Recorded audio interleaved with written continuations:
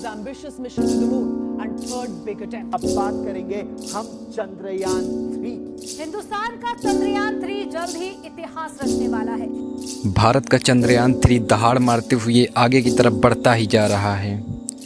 भारत की इस कामयाबी से नासा से लेकर दुनिया भर की स्पेस एजेंसियां हैरान हैं। इसी बीच चंद्रयान-3 को टक्कर देने के लिए रसिया ने लूना 25 को भेजा था, जो चंद्रयान-3 को पछाड़कर चंद्रयान-3 से पहले चांद की सतह पर उतरता।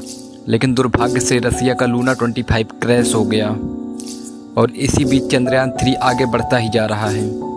और अब चंद्रयान-3 चांद की सतह से बेहद करीब है और इसरो को वह चांद की सतह की फ़ोटो भेजना चालू कर दिया है। इसरो का चंद्रयान-3 चंद्रमा के दक्षिणी ध्रुव की ओर आगे बढ़ रहा है, जहां दुनिया के कोई भी देश अब तक में नहीं पहुंच पाए हैं।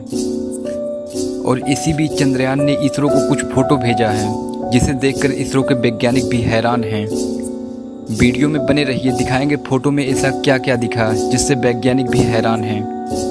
दोस्तों, यह फ़ोटो हाल ही में चंद्रयान-3 ने अपने कैमरे से रिकॉर्ड करके इसरो को भेजी है। वैज्ञानिकों के अनुसार चंद्रमा पृथ्वी का एकमात्र प्राकृतिक उपग्रह है।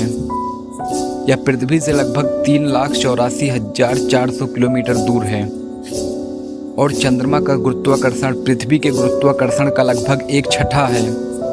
चंद्रमा का अपना किसी तरह का वायुमंडल नहीं है और चंद्रमा पर कोई तरल पानी नहीं है। चंद्रमा का सतह चट्टानों और धूल से बना है और चंद्रमा पर कुछ पहाड़ और घाटियाँ भी हैं। यही कारण है कि चंद्रमा पर हमें दाग दिखता है। इसके अलावा चंद्रमा पर कोई जीवन नहीं है। दोस्तों, चंद्रयान-3 के द्वारा भेजे गए फ़ोटो में साफ दिख रहा है कि चंद्रमा का सतह चट्टानों और धूल से बना है। चंद्रमा का सतह बहुत सूखा और बंजर है, लेकिन चंद्रमा के सतह पर ये जगह जगह पर गड्ढे कैसे बने होंगे?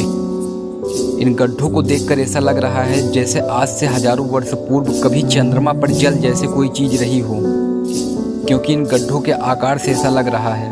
और वैज्ञानिकों के अनुसार चंद्रमा पर कई क्रेटर्स हैं, जो क्षुद्रग्रहों और उल्कापिंडों के प्रभाव से बने हैं। चंद्रमा के सबसे बड़े क्रेटर का नाम अरबिया ततारा है। अरबिया ततारा का व्यास लगभग 2500 किलोमीटर है।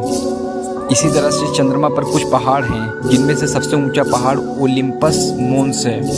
ओलिम्पस मोन्स की ऊंचाई लगभग 21,000 मीटर है। अब ऐसे में इसरो के लिए चंद्रयान-3 को सफलतापूर्वक चांद की सतह पर लैंड करवाना बड़ा मुश्किल भरा काम है।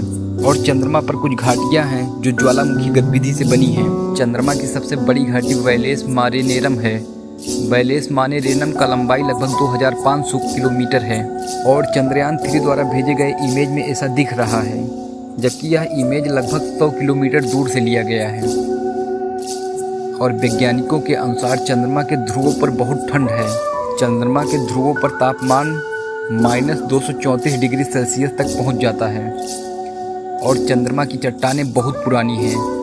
चंद्रमा की चट्टानें लगभग 4.5 अरब साल पुरानी हैं और इसी तरह से चंद्रमा का धूल बहुत महीन है। चंद्रमा के धूल का व्यास लगभग 10 माइक्रोमीटर है और चंद्रमा का गुरुत्वाकर्षण पृथ्वी के गुरुत्वाकर्षण का लगभग 1/6 है।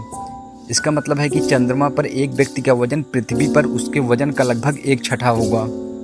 अगर मान लिया जाए कि किसी आदमी का चंद्रमा पर वजन 15 किलो है, तो उस आदमी का वजन पृथ्वी पर 6 गुना ज़्यादा होगा, यानी कि उस व्यक्ति का पृथ्वी पर वजन 90 किलो होगा। और चंद्रमा का कोई वायुमंडल नहीं है। इसका मतलब है कि चंद्रमा पर कोई वायु नहीं है। अगर चंद्रमा पर वायुमंडल नहीं है तो चंद्रमा पर कोई जीवन नहीं होगा। चंद्रमा पर जीवन तब तक नहीं होगा जब तक चंद्रमा पर वायुमंडल नहीं होगा, और वायुमंडल के न होने से तापमान भी बैलेंस नहीं होगा। और इसी तरह से चंद्रमा पर कोई तरल पानी नहीं है। इसका मतलब है कि चंद्रमा पर कोई नदियाँ, झीलें या समुद्र नहीं है। और चंद्रमा एक बहुत ही अनोखा और दिलचस्प स्थान है। अब देखना है कि चंद्रयान-3 से हमें क्या क्या जानकारी प्राप्त होती है।